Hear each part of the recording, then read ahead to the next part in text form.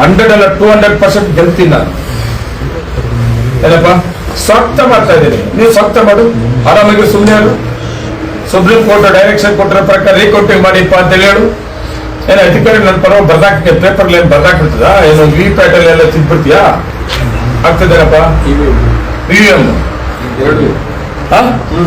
ತಿರ್ತೀರಾ? ಏನಿದೆ ಅದೇ ಬರ್ತದೆ. ತಿರ್ಕಡೆ ಕಳಿಸ್ಕೊಳ್ಳೋದು ಬೇಡ. ಅದೇನೋ ಕೆಟ್ಟೋಗ್ಬಿಟ್ಟದೆ, ರಿಪೇರಿ ಆಗ್ಬಿಟ್ಟದೆ, ರಿಎಲೆಕ್ಷನ್ ಬರ್ತಾರೆ, ಏನೋ ಕಿಳೆ ಪ್ರೆಜರ್ ಆಗ್ಬಿಟ್ಟದಪ್ಪ.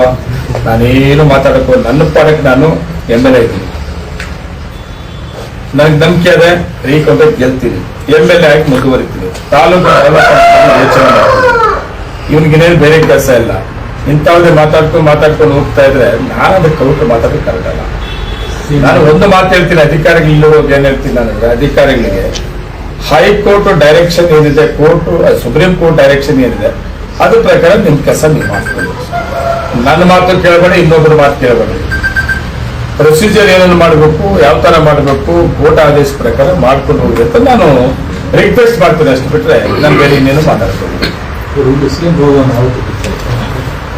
CM ಪ್ರೋಗ್ರಾಮ್ 30 ಬಂದಿತ್ತು, 31ಕ್ಕೆ ಕ್ಯಾನ್ಸಲ್ ಆಗಿದೆ.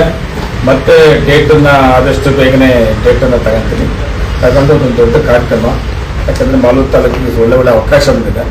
ಆ ಕೆಲಸಕ್ಕೆ ಯಾವುದೂ ಪ್ರಾರಂಭ ಮಾಡಿಲ್ಲ. CM ಪ್ರೋಗ್ರಾಮ್ ಬಂದ್ಮೇಲೆ ಮಾಡಬೇಕು. CM ನಂಬರ್ 1 ನಂದಿ ಸುಜುಕಿಯಿಂದ ದಸರಾ ಮತ್ತು ದೀಪಾವಳಿ ಆಫರ್. ಹಳೆಯ ವಾಹನಕ್ಕೆ 10,000ವರೆಗೆ ಎಕ್ಸ್ಚೇಂಜ್ ಬೋನಸ್, ಕಡಿಮೆ ಡೌನ್ ಪೇಮೆಂಟ್, ಕಡಿಮೆ ಬಡ್ಡಿ ದರ. ಈಗಲೇ ಕರೆ ಮಾಡಿ 9902672589. ಕೋಲಾರ ಮತ್ತು ಮುಳಬಾಗಿಲು. ನಂದಿ ಸುಜುಕಿ ನಿಮ್ಮ ವಿಶ್ವಾಸದ